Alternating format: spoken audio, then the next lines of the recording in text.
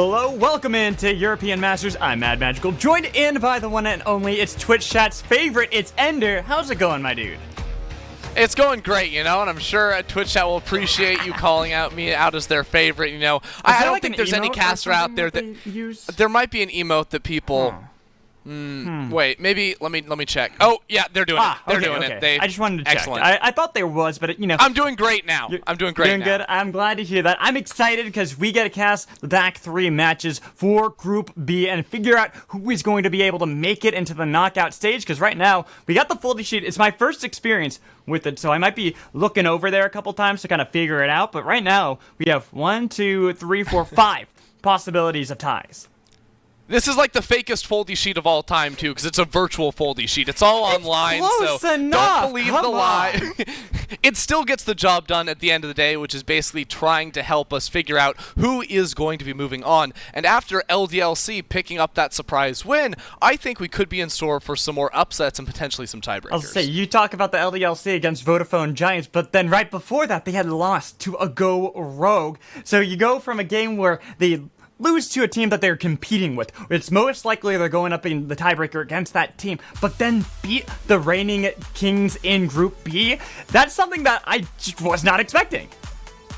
I was not expecting it at all either, so that was a big upset here. Now, as you can see, this is actually going to be Defusekids versus Rogue. Diffuse on blue, Rogue on the red side. Hopefully we'll get that sorted as soon as possible here. But this is a chance now. I think everyone's been waiting for the Defusekids to show their stuff and try to, you know, pick up a win here, because I think you were telling me Defusekids have never not won a game at EU Masters. Is that correct? That is what we were talking about before. Me and you were kind of pining through our notes, and Defusekids have been here. This is their 3rd time being at European Masters, but each time before it was single round robin, and they always went 1 and 2, falling just shy of being able to get to the knockout stage. So this Dutch league team would like to be able to at least tie up their record, maybe surpass that. They got 2 more chances, but it's going to be difficult going up against a Go Rogue who did take down LDLC and are probably riding high off of that victory.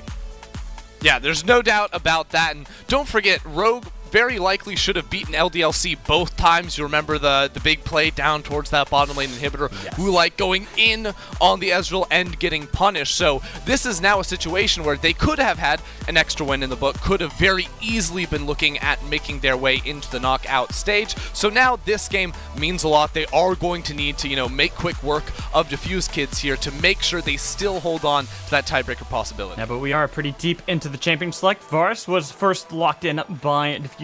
No Aphelios for Goose.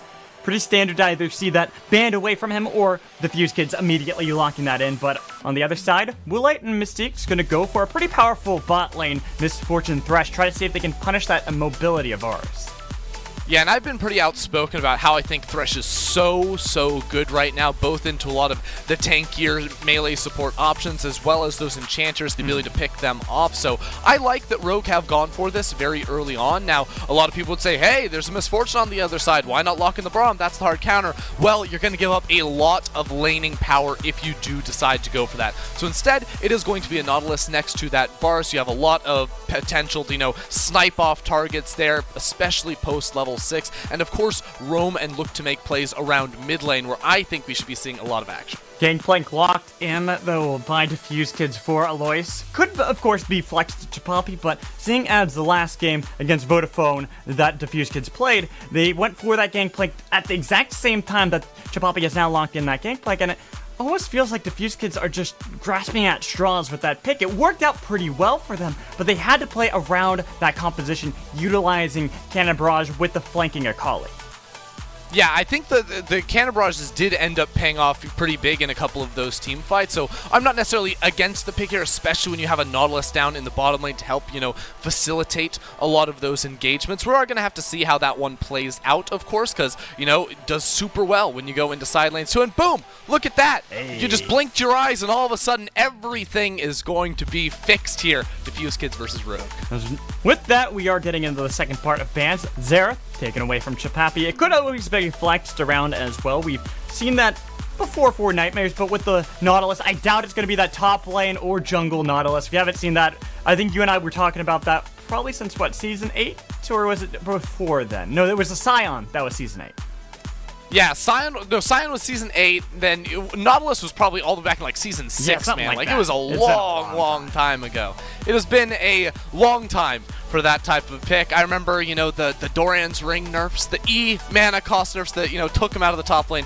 Those were good times, of course. I do always like, we're looking at the bans now, a lot of jungle bans being taken off the boards, but also the Xerath removed from Chapapi. Unfortunately, won't be able to see another one of those poke comps that looked so deadly in the last game we just got to watch. Speaking of those jungle bans, though, going back into that, we see Lee Sin-Bei's Trundle banned away. Not too surprised to see that as what they want to be able to aim towards. Maybe going to pinch that pool, but this is where we have to ask ourselves for European Masters. It's been a very standard kind of draft. We've been seeing a lot of Trundles, but you look over to other regions, Graves has been one of the top tier junglers that we did see earlier today. I wonder if that's going to spike in popularity now. Yeah, Graves is a champion that I think, if you're given the ability to scale on up, can offer so much to the team. He does struggle at tower diving at times, because of course the tower just blocks your auto attacks, which can be a bit unfortunate here. No. But Gragas, another champion that I'm like, why is he not getting banned? Where's the Gragas going to show up? He's got early game power. He's got scaling. He builds full AP, so he does a whole lot of damage. I think that is a phenomenal pickup to go ahead and lock up in here. And of course, next to a Zac, you consider, like later in the game, they offer similar things in terms of engaging fights, but in the early game, Gragas does have some more playmaking opportunities with the body slam and the flash. That Master Yi was getting covered for so long by Nightmares. I was about to say, come on, give us something spicy here, Defusekids. They decide not to do that. Chapapi onto Azir, which has been a mid laner that has seen a lot of showtime here in European Masters, as well as Corki on the other side immediately answered. So it's going to be Azir, Corki in that mid lane, something that is going to be able to scale up well into the late game. Yeah, so sort of like checking out the drafts overall, it feels like they aren't like too different when all is said and done right here. I would say that when you're looking at sort of like consistent DPS with the Azir and the Corki, you're both going to have like a lot of power moving later on into the game. The key difference for me is that I feel like Rogue have a lot of abilities to sort of like thwart the engage attempts, right? Like when Zac is trying to fly into your backline, you have Thresh that can simply flame away. Gragas Body Slam will take priority over that ability as well. So there's a lot of good peeling options on the side of Rogue with the Corki that we know can outscale both in the team fights and in the isolated 1v1. So I wouldn't say either team got a huge advantage, but I do like a few of the options here that I'm seeing from Rogue just a little bit more. That is true. Just being able to play around the later games. And we actually heard in the interview before from Fearless how a lot of the teams have been defaulting to have those late game scaling options, feeling comfortable going for that kind of style, but also having other paths to success, looking towards the early games, the laning phase especially. I'm looking towards this Aatrox Gangplank at the top side with a Gragas to back that up. That could be where they might actually want to focus a little bit early if you're on the side of Rogue. Yeah, I mean, there's been like a lot of patterns emerging through EU Masters, and I feel like teams aren't necessarily closing games out super fast, even when they do get early advantages. So I'm almost always defaulting to like the team that gets the scaling edge, at least when they get a clear scaling edge, to be the ones to walk away with a victory. But that's not to say that our games are like slow, boring, don't have any kills, because there are still a lot of kills. Our junglers are getting involved. We have a lot of team fights around early Drakes, around early Rift Heralds, so if you're able to, win a couple of those in a row, you can sort of bypass those scaling elements. Still, in a game like this, both sides have a lot to be proud of when it comes to the later games, so this is one that's going to come down a lot to team fights, I feel. And looking at later game, nothing to me stands out more than a Gangplank. I love Gangplank late game, the amount of damage he can get from those barrels. Plus, you look over to Alois and how he's actually played on that champion. He did a decent job last time against Vodafone Giants, where the game was close for quite some time for a team that hasn't been able to pick up a victory here on the main stage. They put up a hell of a fight against the top-seeded team at the moment. Yeah, I think Alois had a great game on that Gangplank, but I will say this one might be a little bit harder to execute within. Usually that Gangplank, he's against, a couple of ranged characters that's really hard for GP to actually reach, and even like a Gragas probably doesn't want to fully commit into a fight when he's going for the full AP style of build here. So I'm thinking this might be a little bit harder too, because when you look at the Cannon Barrage as well, the ability to sort of like lock people down, there's a lot of mobility on the other side with the Corki W as well as the Thresh Lantern. That always gives something to be able to utilize, is how you play around that Thresh Lantern, especially for Woolite. He had that difficult time last week. We kind of brought it up a lot, and I feel like we got to bring it up one more time where he got caught out a little bit overextended on that Ezreal, and it was a lot where he unfortunately just E'd forward, and it was on him. Having something like Thresh definitely can give him paths to be able to escape if he overextends like that. Yeah, and in this game, too, like, Misfortune's not a champion that's ever really flashing in forward. She's going to be looking to set up her ultimate around some other abilities. Yeah, of course not with that attitude. The right attitude is not to be flashing in on Misfortune unless you're reckless and you're getting the 5th kill in your Penta. Yeah. Like, that's the situation where I condone that type of behavior, Magical. I'm still on the fence about that. I think that Flash should be an offensive summoner, personally, but then again, there's a reason I'm where I'm at, and you're a much higher elo than me. I've quit this game. I'm a Valorant player now. I don't know why I'm even casting. Ah, okay.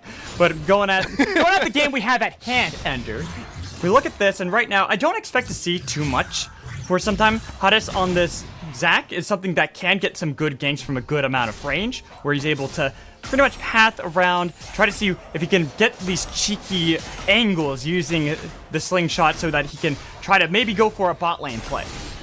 Yeah, so right now at Hadess, you can see he actually did the solo wolf start and is now going to be clearing both blue buff. Oh, whoa, that's a flash play from Mystiques. Flash from Mystiques. Does not get the death sentence, but is going to be able to get the dredge line from Nightmare's flash as well. So Nightmare's going to be able to get out of there. Good play. Wow. A lot of damage. He could go down. No. Woolite decides better of it, not wanting to go for the flash forward kill.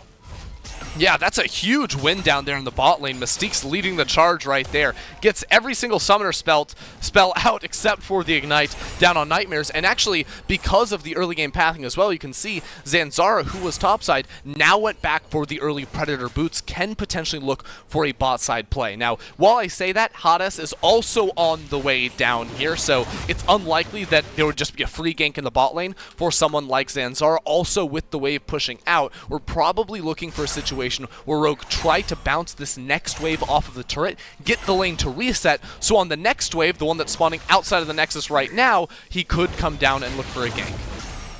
Hadess is kind of angling towards the bottom side of the map, but so is Zanzarah. We can have this Gragas try to see if he wants to be able to contest an early gank instead.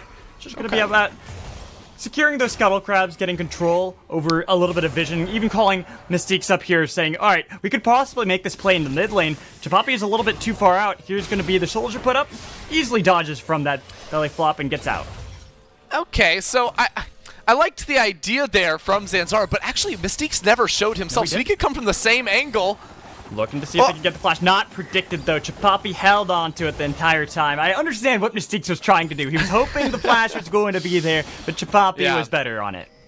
Yeah, the unfortunate thing there about like trying to like coin flip to see like, oh, either we get the kill or we get nothing or we get the flash 100%. Because if he aims right at the Azir, you get the flash 100%, but it's like you're not going to get the kill right there. So Mystiques was going for the higher risk, higher reward type of play, or the lower probability, higher reward type of play right there, which I don't necessarily love. But given that it is Azir versus Corki, it's very unlikely that even with a flash blown, you know, you'd actually be able to turn that into a kill later on towards Chapapi. You could just play a little bit more towards his vision covered side of the lane, and then, you know, avoid any sort of gank opportunities. TP going to be used by Chapapi to be able to get back into this lane. Should be able to hold off pretty well in that mid lane against Czekolad. Instead, it's going to be a bot lane play. Nice hook this time from Mystiques. Doesn't need a...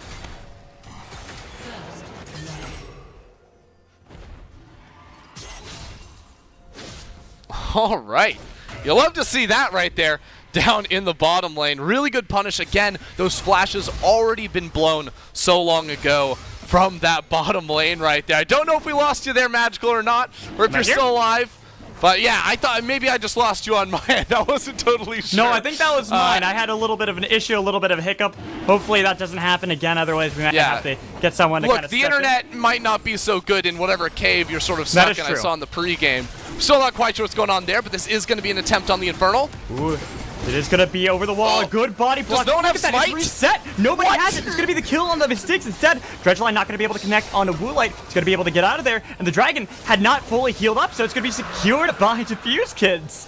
What is going on there? Neither jungler had smite. They're just sort of dancing around in the pit with the Drake on 200 HP. And Mystiques drops in the end. So after such good play from Mystiques bot side to get the initial flashes, then Zanzarah to come down and find themselves a kill. Now they've traded a kill back, and they hand over a free Infernal Drake. Like, look at this play one more time, because Nightmares is coming back into the Rift after being dropped so low. Rogue, you know, Mystiques had never actually gone for a reset himself. They didn't have any wards over the wall to see that approach, which can so easily be countered by a Thresh Flay. So just way too much they're trying to look for right there, and they end up getting punished for it. And this is the thing that we didn't really get to talk about too much, is this Thresh is actually a great counter into Zac, and it was pretty much opted into by Defusekids. The play was a little bit late, and it's going to be slammed back. Not sure why Mystiques held off on that instead of using it earlier. Belly flop over the wall from Zanzarah to be able to get out of the fight, but the counter didn't end up working. Caster's cursed. Well, yeah, everything's starting to go very well here for the Defusekids. Now Mystiques has dropped twice here in that bottom lane, and where there was a bit of a CS gap between Woolite and Goose after punishing down in that bottom lane, that's been turned around for the most part. Even after this wave comes in, it will just be a slight lead for Woolite right here, and I wonder if we may just see a lane swap coming off the back of this reset right now, because all the flashes are back up in the bottom lane. The Drake is going to be despawned, so there you go. You're gonna see Goose and Nightmares making their way towards the top side of the map. I think if Alois had ultimate, it would be even better, because he could just soak the initial push on that bottom side from Rogue, but regardless, they're gonna be stuck in that bottom lane, and Defusekids should be able to pick themselves up this Herald. As well as having Goose go for this lethality build, where he's going into the top side of the map, going to have a lot of extra damage here in this mid-game fights that are probably going to spawn up once Shelly finds her way onto the map as well. That makes it so Defusekids really do have a good edge when it comes to this early rotation, sending up Goose and Nightmares, trying to see if they can corner the market on the top half of the map. Yeah, thing is, the market doesn't open for another 5 seconds, so while they did all get up there very, very early and do have control over the top river, it doesn't mean that it's impossible for Rogue side to contest. But if you actually look at the mana bar of Czekolad in that middle lane, he has to go for a reset off of this wave. Doesn't look like he has the package there in the base either, so will mean that Defusekids can go ahead and start this one up and move Goose and Nightmares on down. Zanzarah wanted to try to contest it, but of course, without Wait, no, Czekolad does have it. It spawns at 8 minutes. Yeah, I just didn't see it on the map.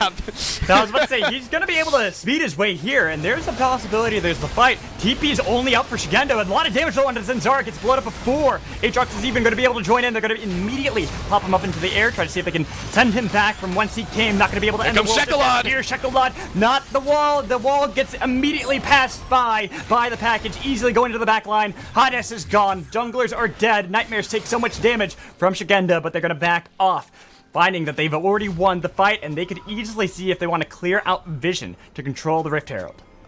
Man, Rogue only got 1 kill right there, though. So many members of Defusekids able to, you know, get away. Czekolad, I think, W'd over the wrong wall there, so wasn't able to finish off the kill on towards Chapapi. But we can see sort of the inverse of that Drake play. This time it's Defusekids, the ones on the objective. They look for the engage, they pop Zanzarah, but Alois was unable to stop a reset, or was unable to stop the teleport. He can't join the fight himself either, so it turns into a 4v4 with this massive flank. Czekolad does not get CC'd by the Emperor's Divide, and there you can see it. Oh, jumps over the wrong wall. He's a little confused, then flashes, and not enough damage. We're right back into another fight. It's going to be secured Rift Herald for the side of Rogue.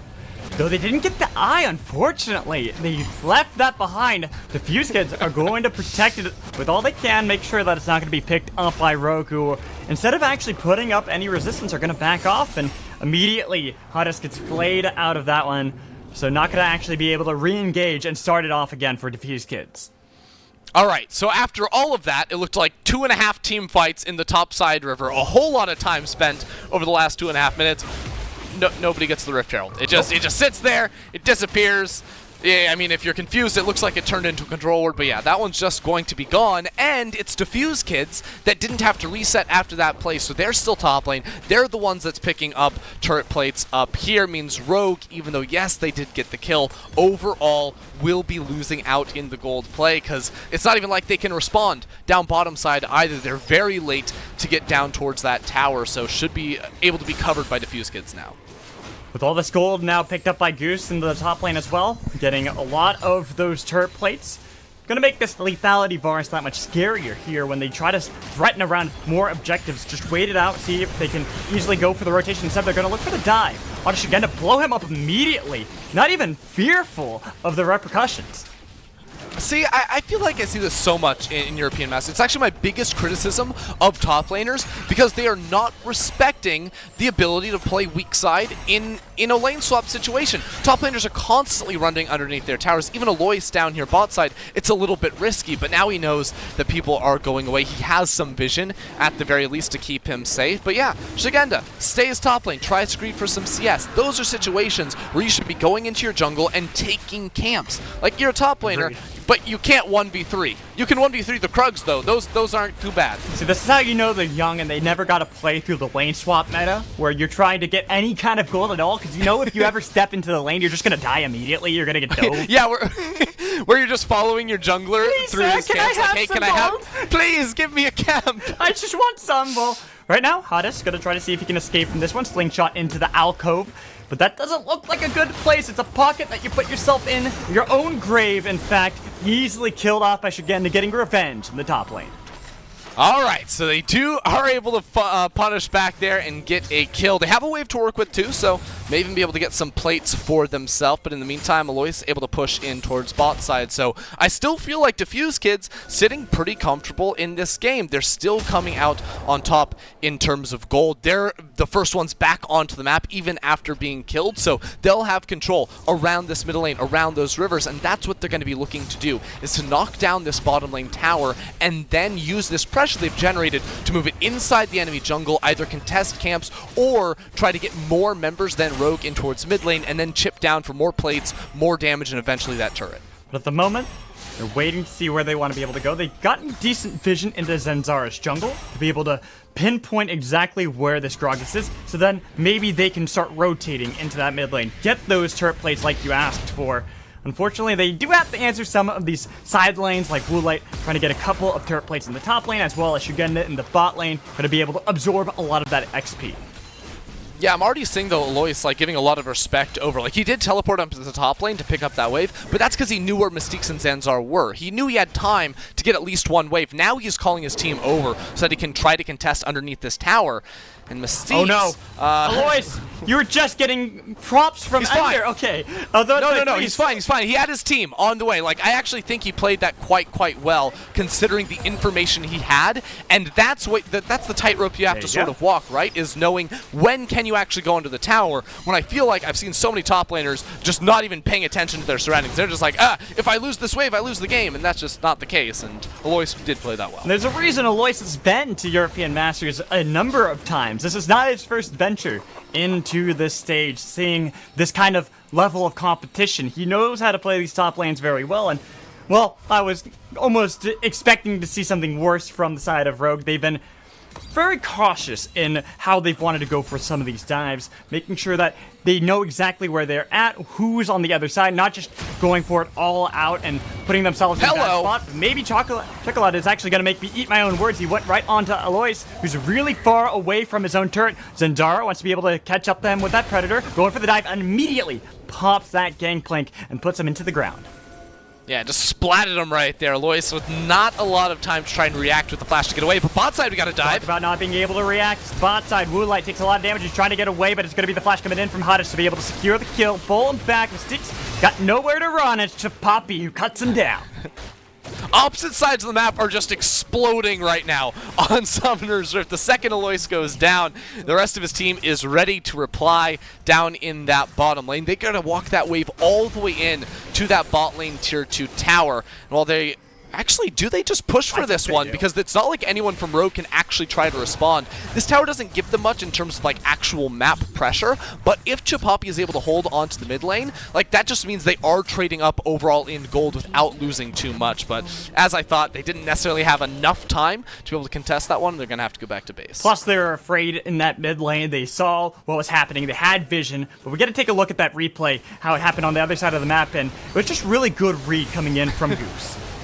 Yeah, and you look at like the vision that Rogue do have, it's a very shallow control ward. That's not going to help you at all against Zach. There was no one in mid lane, so maybe they could have put the pieces together. Maybe they could have figured out a roam was on the cards here for the side of Defusekids, but in the end, it will still be them finding out that pick. And now Defusekids are going to be looking to start up this Rift Herald, which they should get. By all means, they have the vision inside of the bot side jungle to see Zanzarah. This means this one's going to be free. They can walk that, place it immediately in the mid lane, which I think is the correct call, because that gives them pressure in order to either move into the Drake or just trade that highly valued mid lane outer for a single dragon objective. Zanzarah, even Mystiques, starting the path towards that mid lane, understanding that that is more than likely where Hadess is going to be able to pop that eye, try to contest that, or even just pop it there so they can fight around the mountain dragon that has just spawned.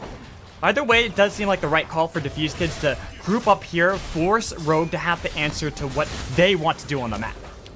So I think that he wanted to delay dropping the Rift Shield to the next wave because Alois isn't yet back on the map. So Defusekids don't want to fight over this wave in the river, but yet they're still going to be starting up the Drake here. So very likely should have just placed that Rift Shield, or they could back away, because right now Alois is actually a little bit zoned away from the fight. He's split up from the rest of his team, while Szygenda can look for that TP flank on the control ward. Could easily join in the fight. Rogue backing out, but they want to see if they can get into the engage, try to see if they can jump onto somebody, but it's going to be a lot of damage. Zanzarah has to go golden to survive. Szygenda going to try to see if he can march his way in, but great Emperor's Divide. They're going to be able to get a lot of damage, but they're going to be able to pick up the kill. As Hadess has to get popped into the bloblets, see if they can turn it around. Rogue do find the damage to take the jungler, get the double kill for Szygenda, and thwart the rest of the Defusekids from being able to contest this objective. They have Mystiques, who's pretty low, so they got to be careful. Even though they have this so low, they don't have the jungler to be able to secure. They're going to be able Another team has a smite again. They want to see if they can take down Alois before the fight is actually going to conclude. The flash over the wall from Gangplank to try to survive. Then they get it. Czekolad not going to be able to get that final missile to pick up the kill onto the top laner. What is going on in this game where we keep finding ourselves in the Dragon Pit and no one has a smite? It's just an actual 50-50 right there. Still, it is Rogue who come ahead inside of that fight. And just watch it one more time, because Zanzarah gets absolutely owned right here by Nightmares, who is able to catch him out and then get instantly deleted. But he does pop the Zonias, which gives his team just a little bit of time, and everything looks good, right? Huge Emperor's Divide, but look at this bullet time coming through from Woolite. It instantly puts Hadess back into the bloblets and then zones back Goose and Alois. Now without a frontline, it's much more difficult for them to re-enter into the fight, yet they still feel like they can because there are so many low members on the side of Defusekids. And that is a problem that Defusekids have right now. There's so much damage on the side of Rogue that they have to be able to hold on to that frontline, especially for Hadess to be able to absorb a lot of the damage, but he's not tanky enough yet. He's only sitting on Cinderhold. He's gonna die pretty quickly to all the damage from Woolite, Czekolad, Zanzarah, Szygenda. I don't see him surviving very long. Also, Hadess is not getting much money. You can see he's actually only level 9. He's under-leveled relative to the ADCs in this game. He's going for a a Knight's Vow as well to combine with Goose, very likely. But those are not great in terms of like actual stats on those sorts of items. He's, you know, on the full economy build right now, which does mean that once Czekolad and Woolite start getting some crit chance, it's going to be very easy for them to try and cut him down. Now, the Rift Herald finally gets spawned in the mid lane. I do have a big gripe with this. I think this should have gone down at the same time with that Drake play. It would have been this very similar chip damage, but could have possibly, you know, pulled one member of Rogue over towards that middle lane, and ends up not meaning too much to this game for Defusekids. No, well, it doesn't even get down below 25% health, so it's not going to even mean that Defusekids can later on have a good rotation where they can easily take that tier 1 and open up the jungle of Zanzarah. Before, they had been controlling where this Gragas has been constantly on the map, and now it's been a little bit better from the side of Rogue, being able to push out Defusekids, get control back for Zanzarah, so not only can he get his camps, but he can also path around without feeling like he is constantly known in his location. Yeah, so one thing I'm now looking at Rogue, because we've actually just seen Czekolad got the upgraded Mirror Mana. He has his Trinity Force now as well, and we've seen him try to do these like big dive bombs right with the package to find picks in side lanes, and this is something that Defusekids have to be aware of whenever he does pick up the package, because Corki is such a menace in any 1v1 that he takes. He's gonna beat Chapapi in the 1v1, he's gonna beat Alois, and obviously he beats the rest as well. So whenever he has this package, he wants to go into a side lane and get pressured down, but now Hadess goes in. Hadess, you go in, you don't have Bloblets. You had to flash immediately, and look at what happens. You die the moment you land, and you give up the tier 1 in mid. Forget the Bloblets, he has no team there either. Like, he's like actually just jumping in there for, you know, honestly, I don't know what he's trying to go in, trying to clear the wave or something, but it will be Rogue getting that big important tower off of that play as well. And now all Rogue really have to do is either split into 1-3-1 or 1-4 with Czekolad always in a side lane, because while Szygenda can go in a side lane, the Aatrox is not a champion that's going to be knocking down towers. He's a champion that can get prio in this matchup, especially with the early kills that he has generated, and then use that to collapse towards the rest of his team. But it will be the Corki that I am looking at Rogue to try and knock down some of these side lane inner towers. And what they have to do in order to actually like accomplish that is like the full waterfall effect, right? Like, imagine Corki is in top lane right now. Szygenda can push through bottom lane, rotate in towards mid to meet up with the rest of his team, then team rotates into top to buy space and collapse when a wave is crashing in from Czekolad as well. And doing that, you can get full pressure around the map and then also take down some towers. Get a nice view of where the gold is on each player. Nightmares actually surprisingly had a lot of the gold. For the side of Defusekids, it's actually them with a deficit of almost about, 500. Not really that much. The fact that you have most of the gold onto your support isn't really going to benefit. Well, of course, having gold is great. Putting that onto someone who kind of doesn't really need it, he's going to be spending it more on the control wards, isn't going to help when it comes to these mid-game fights.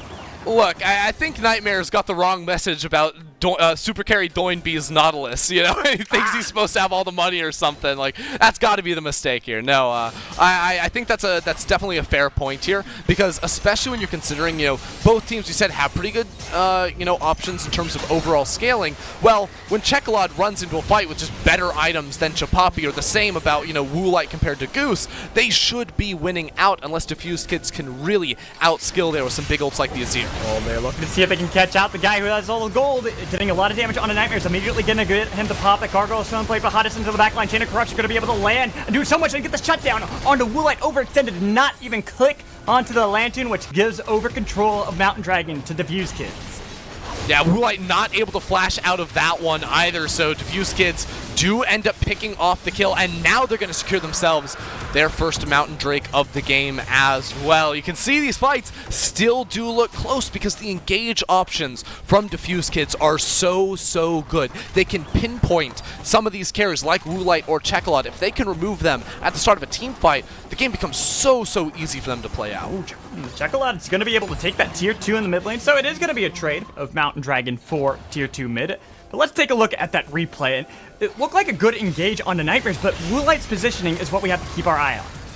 Yeah, Nightmare's just too tanky though, and oh no, flash comes through, and then he gets CC locked down. He had a small frame, I think, when he could have gotten out of that, if I'm trusting, the CC text above his health bar 100% right there, but unable to do it. Okay, Szygenda misses out on the first Q, but lands it in the end. I don't think he would have done that much if he had landed it, but he tried. A valiant effort, I guess.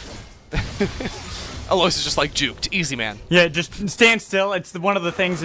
It's the tier of actually where your elo is on how you're able to dodge things. Yeah, no one would expect that, right? Exactly. Oh, Czekolad. There he goes. Going to be able to try to escape. No, nothing to be able to pull him back though with the stretching strikes from Hadess. Instead, you're gonna shoot off one of the missiles, back off, and you're like, it was easy, right? Yeah, not a problem there either. Now Zanzarah actually looking for Goose, who has the flash, will be able to dodge away from the barrel on the ground there as well. This is kind of a funny game because I feel like it's just been a constant back and forth of both teams throwing engage options at the other team. It hasn't been a lot of the actual head-to-head clashes in the team fights, but it's been, Chapapi Hadess running top lane, looking for the pick, a dive down bot side. Right there, Zanzarah just sprinting all the way down mid lane as fast as tiny legs can carry him. But, just been a kill here or there. It hasn't been super explosive thus far, and that means gold's still going to be very even. Neither team feels super comfortable moving over towards the Baron, and honestly, Czekolad can't create too much pressure up in that top lane because his team doesn't have control over mid. And pressure in side lanes has to be supported through mid control, otherwise you get collapsed on, and your team can't punish anywhere on the map, and that's not a good look. Goose does have that Youmuu's gonna pop that to be able to escape. This lethality build, something I kind of touched on before, but you can really see how it's starting to work so well into what Rogue have gotten for themselves, because everyone's relatively squishy. No one's gonna be able to survive from that lethality poke that Goose can lay down that makes it so much easier for them if they can start playing around these side lanes, especially for Alois to then go onto an objective and let Chapapi rain hell onto Baron.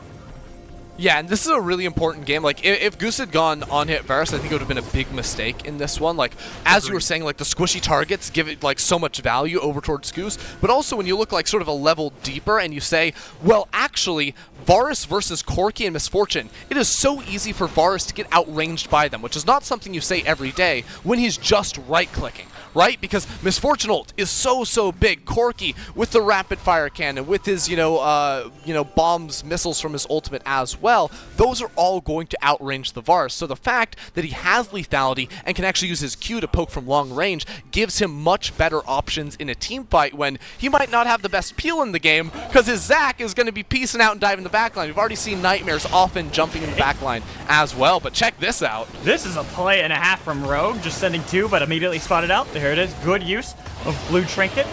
Say, no, not today. There's so much vision from Defusekids anyways to spot out that they were rotating around. They're like, oh, you cleared it out. Nobody's mid lane. I wonder where they are. I do too. You know, sometimes we haven't seen anything happen in a long time, so I hope we can see someone on the Rift soon. Defusekids going to be able to knock down this mid tower, and this is actually where I feel like it's almost on Rogue that they've dropped the ball just a little bit. Czekolad actually looking for the damage on Chapapi, but it won't ever result in a kill there. Just deny him some minions potentially. But I want Czekolad to go bot lane. Get out of top lane. You can never push for the tower here because Baron is the objective that spawned up. All the Defusekids are more often than not going to be around that topside river. And as I've said before, Corki's a champion because he's ranged, because he has Sheen. He can damage turrets. Yes, he Aatrox is not that champion. Gangplank, yeah, thanks, he's a champion, yeah, obviously. But, like, if you put Corki in the bot lane, he can actually threaten that tier 2 and, get some more pressure towards your team. But instead, now that the Drake is going to be spawning, it does make more sense for him to be topside because you see, Chapapi doesn't want to be up here to hold off that wave, but he will be forced to be, and not having the Azir ult at the start of the fight could be disastrous for Defusekids. Look at the damage. Czekolad already able to take that 2-2. Might even be able to throw some back on Chapapi, but like you said, never really going to result in a kill for either of them, even though the 1v1 will favor Corki. The fact that Azir had to show top lane, easy take onto that Mountain Dragon for the side of Rogue, puts them one step closer to being able to get that Mountain Soul. Yeah, good pickup from them here, and maybe we just see an ARAM play in the mid lane. I don't know what's happening. Hadess is looking in for Woolite, though, and his minion dies. I think his Cinder Hulk killed the minion, so he wasn't able to get the little now kiss animation between Woolite and that minion. But regardless, still going to be Rogue picking up a lot here. They got the Drake, and also one thing that goes underappreciated is Czekolad eating minions inside of Hadess' jungle, right? He actually took away Grump, which is the second highest value camp in the game, right underneath Krugs, and of course it takes much less time to do than Krugs. So an important pickup there for Czekolad, and the more you can do that, the more of those small wins you can get. Well, you're going to be hitting your big items sooner, and he is very close to that Infinity Edge, which is so massive on the Corki, who already has 25% crit chance via that rapid fire cannon. And we need to talk about these small victories for the side of Rogue and why they are so important. You mentioned way long ago about the difference in compositions for the two. Rogue have this counter engage composition. They can thwart a lot of what Defusekids want to be able to do, which is dive into their backline, which is perfect for what Rogue are doing, and that ult was definitely questionable out of Goose. Hello? Yeah, don't know what that was trying to accomplish there. Ends up going very wide, but I love this play coming through from Rogue. They've said, screw it, let's put two people in that bottom lane. Czekolad and Szygenda both have their teleports available, so Alois can't do anything. He may have to ultimate to clear away the wave, which would be a very big win for Rogue. And now, as you see multiple members of Defusekids come down, now is when Rogue need to sprint up towards the Baron. You can put 3 people on that objective. You can dive bot lane tower, force Chapapi over here. They are in a very huge position of power, but instead, they're bringing 3 members down towards this bottom lane as well, not trying to lay down the hammer on Defusekids just yet. They are going to look to knock down the bot lane inner tower as a first move. Small victories here and there to be able to continue their scaling composition so they can feel more powerful when it comes to that Baron fight. They weren't able to completely knock down the tier 2 in the bot lane, but they were able to not only get the flash earlier from Alois, but also get that cannon barrage. This might be that much more important now, that they can reset the fight, reset how they are on the map, and then go for the Baron push. And I still think Rogue don't want to risk too much until Czekolad has the Infinity Edge. He should be very close to that goal. The second he has enough, he's going to be back in base. I think it's around 1400 that he is going to need. He's been farming up, took the entire bot side jungle.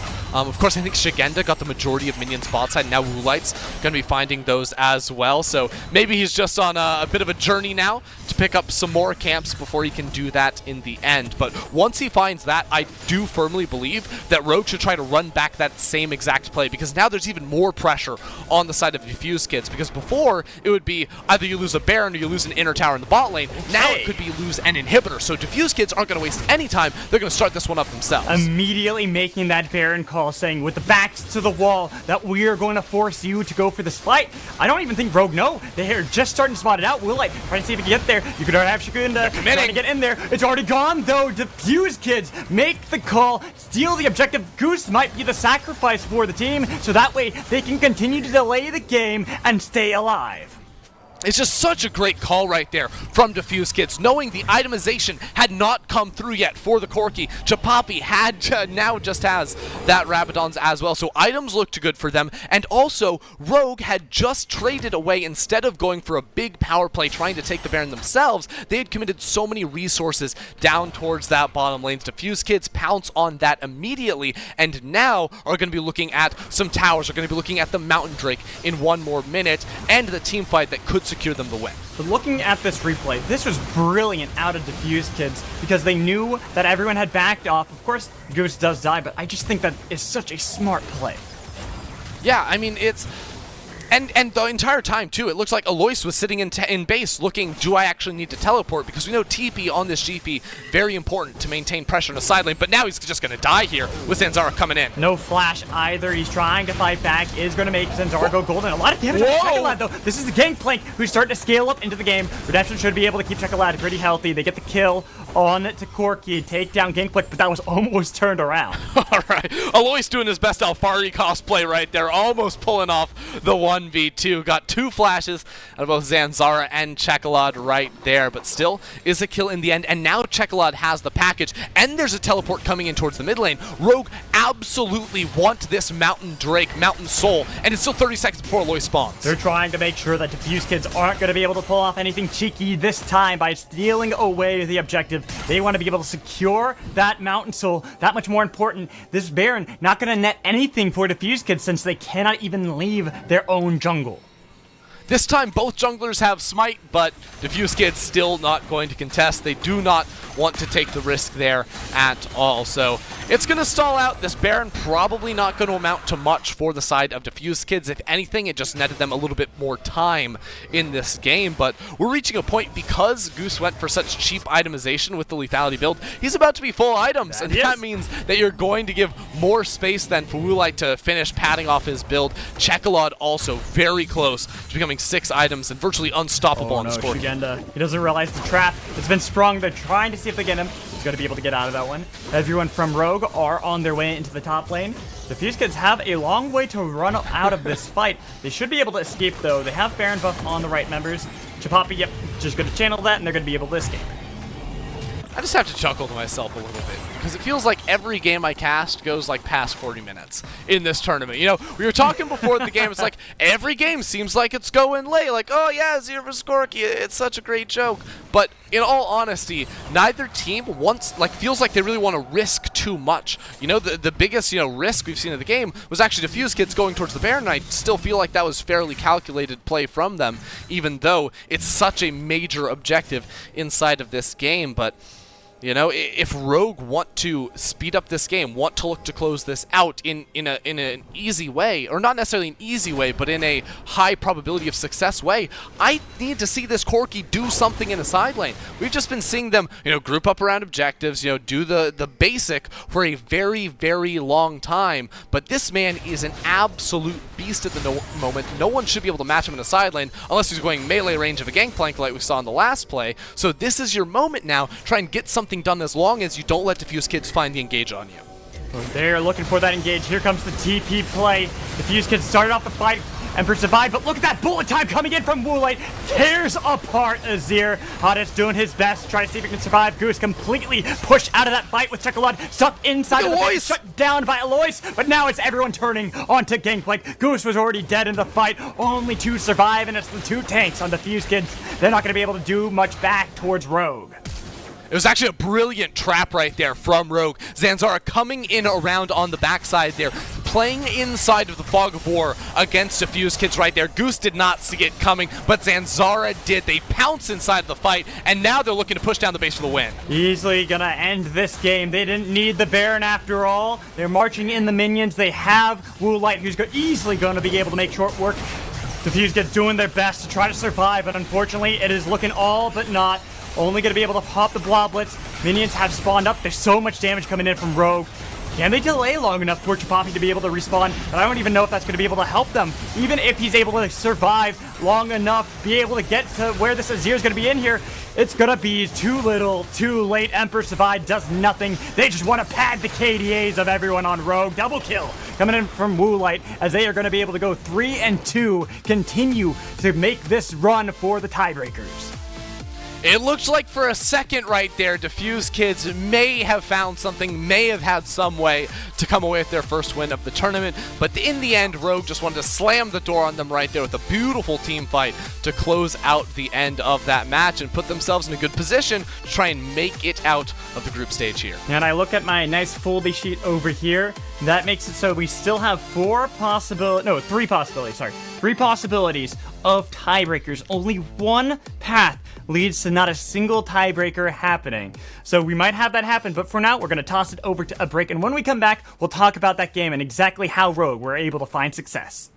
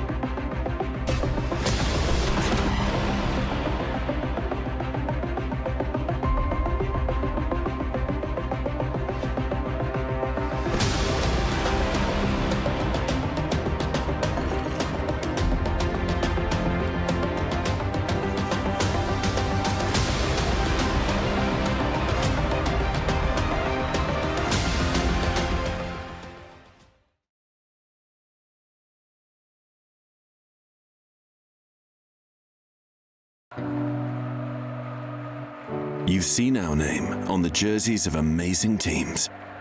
Now, we are supporting one more. One that you don't see live on TV.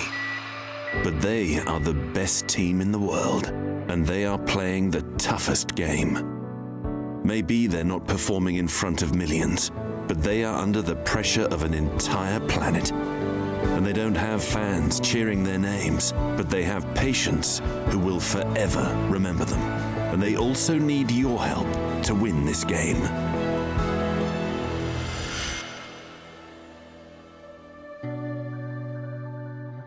Stay home like a pro.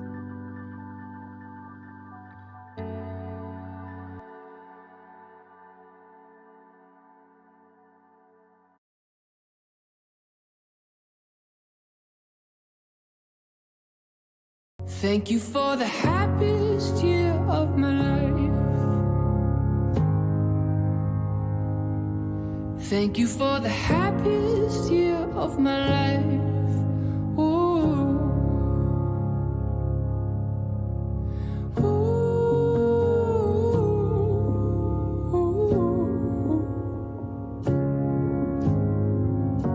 Don't think I could forgive myself.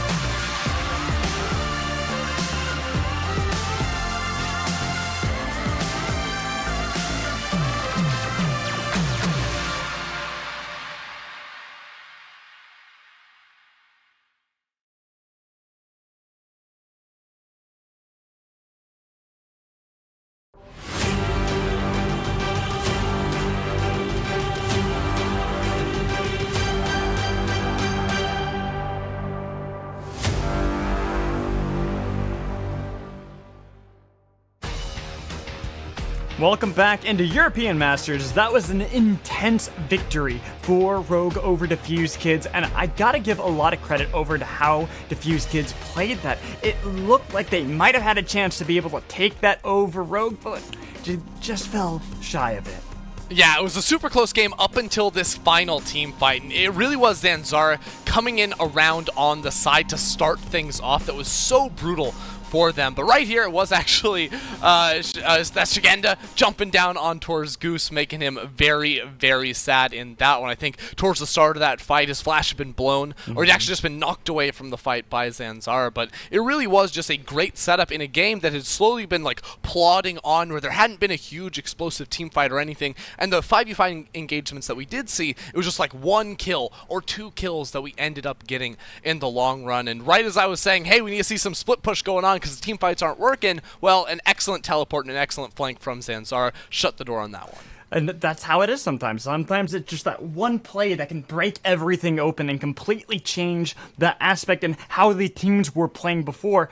Honestly, I was more waiting to see if it was going to be more the scaling from Rogue when they wanted to make that fight, because they'd been finding those little victories, the pretty much little nuggets of gold around the map. You were talking about it before, where it was like taking a Gromp here, taking a red buff there, that eventually, once they felt confident enough, that's when they pulled the trigger and went for the fight.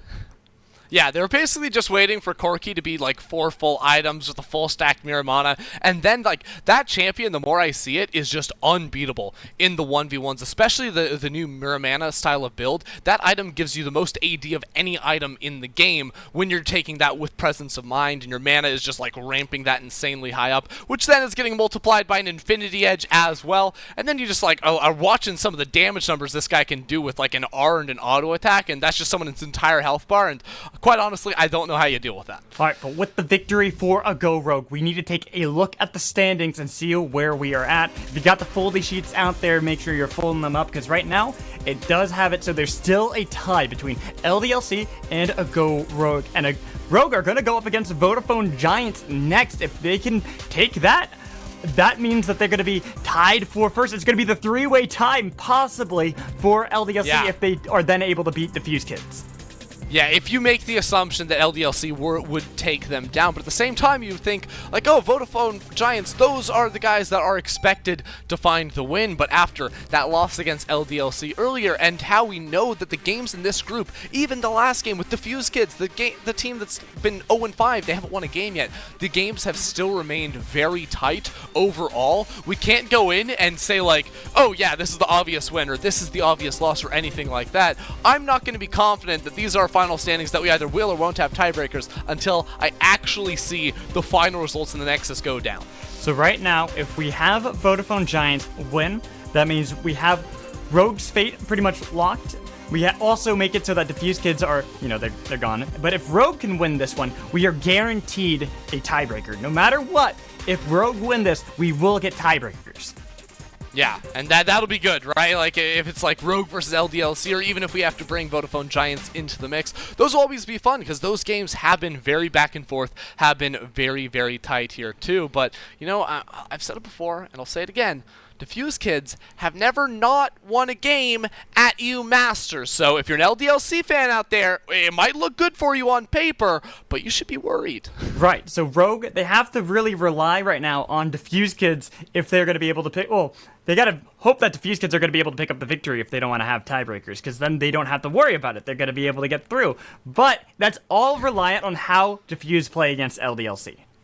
Yeah, the only people that like tiebreakers are like fans and cats, people that are watching the game. Nobody in the actual games themselves like tiebreakers unless they're like the ones like climbing up from underneath, right? So yeah, I'm going to be looking forward to that, of course. And our next game is going to carry a lot of implications in those standings as well, whether or not Vodafone Giants will remain on the top.